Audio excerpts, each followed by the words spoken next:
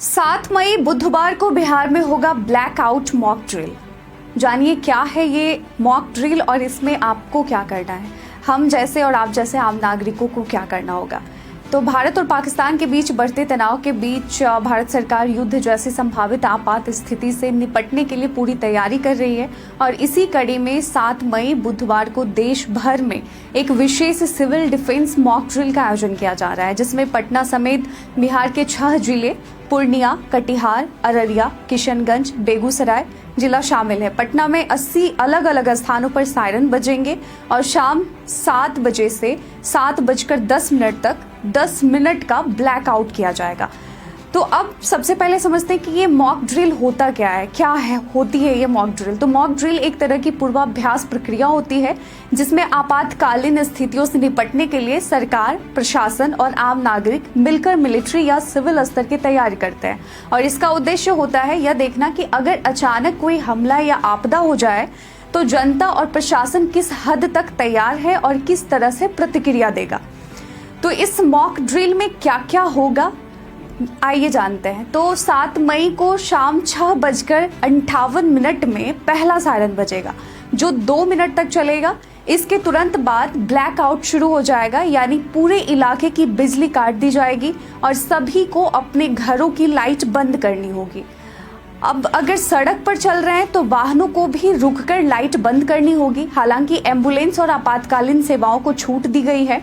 वहीं 7:10 में दूसरा सायरन बजेगा, जिससे यह संकेत मिलेगा कि मॉक ड्रिल समाप्त हो गई है और सामान्य स्थिति बहाल की जा सकती है।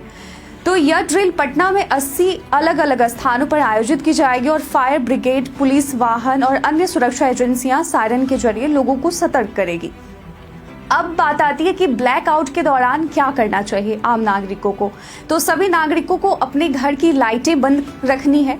यदि किसी वजह से लाइट जलानी पड़े, जैसे कि कोई बुजुर्ग की वजह से या फिर कोई बीमार है घर में उसकी वजह से या फिर कोई इमरजेंसी हो, तो खिड़की और दरवाजों पर मोटा पर्दा या कपड़ा डालें ताकि घर के अंदर की जो रोशनी है वो बाहर ना जाए।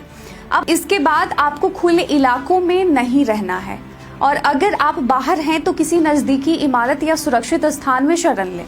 बच्चों, बुजुर्गों और दिव्यांगों को पहले से ही इस ड्रिल के बारे में समझाएं ताकि वे डरे नहीं और समय पर सुरक्षित जगह पर पहुंच सके।